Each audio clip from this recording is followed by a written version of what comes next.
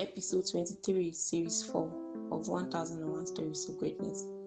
5 minutes too late. The dawn light filtered through the curtains when Naomi woke suddenly to her alarm.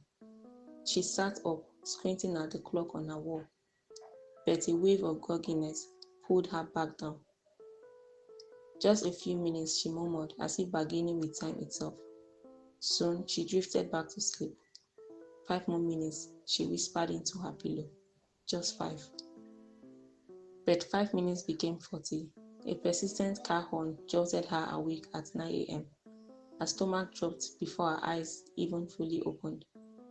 Gosh, not today, Naomi cried, bolting for the bathroom as the horn played again. Outside, Edward waited in silence. He was her neighbor and colleague, and she relied on him for a lift to work every day. By the time Naomi finished getting ready and reached the window, Edward had already left. A sharp sting rose in her chest. He actually left me. It wasn't just irritation now. It was embarrassment sitting quietly beneath it. Naomi grabbed her phone and booked a ride. Already late, before the day had properly begun. During the commute, her phone vibrated. It was Nicole, another colleague. Naomi, where are you? The presentation started 10 minutes ago, Nicole said sharply, irritation in her tone. Naomi exhaled. What's with the tone, Nicole? I'm on my way. Her response was quick, defensive. You don't have to speak to me that way. Naomi ended the call, but the discomfort lingered. Soon, she arrived at the office and went straight to the conference room. The atmosphere felt heavier than usual. Her team was already presenting, and no one turned as she slipped in. For a moment, it felt like she had arrived after her own life had already moved on without her. After the presentation, Naomi approached the manager, Mr. Abel. Sir, I'm sorry, I'd like to present my slides.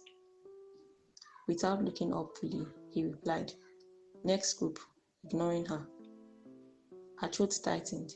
Sir, I can still. Naomi, he said more firmly, you are done. See me after this session. Later in Mr. Abel's office, the silence was deliberate. I'm told punctuality is becoming an issue, he said. Naomi blinked. That's not accurate. I'm rarely late. Edward and I, he can confirm. Mr. Abel closed the file. I've heard what I need to hear. The sentence landed harder than anger would have. Naomi left Mr. Abel's office and approached Edward, explaining her dilemma with Mr. Abel. Edward responded carefully, as though choosing each word with precision. I saw Nicole speaking to Mr. Abel during the presentation after you were confirmed absent, Edward said. Maybe she told him you struggle with time, since he is new here. Naomi felt something shift inside her, not anger yet, but focus, Nicole. Not confusion, not even surprise, only recognition. The next morning, Naomi confronted Nicole. I know you lied to Mr. Abel about my lack of punctuality. Don't bother denying it. I just want to know why. Nicole didn't flinch.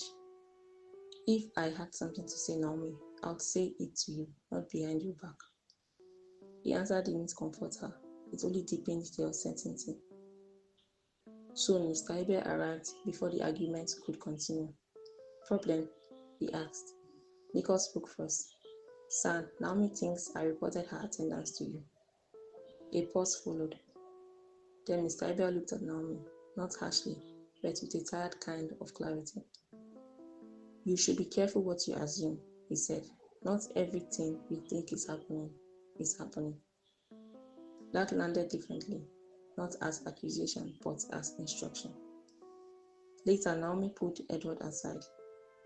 It wasn't Nicole, she whispered, her brow furrowed. I wonder who it actually was. Edward shook his head, his expression growing. There's only one way to find out. Let's go back and ask Mr. Abel. When they stood before his desk again, Edward didn't waste time. Sir, who exactly is claiming that Naomi is always late? Mr. Abel leaned back, the leader of his chair creaking in the sudden silence. He looked surprised, then his gaze shifted between them.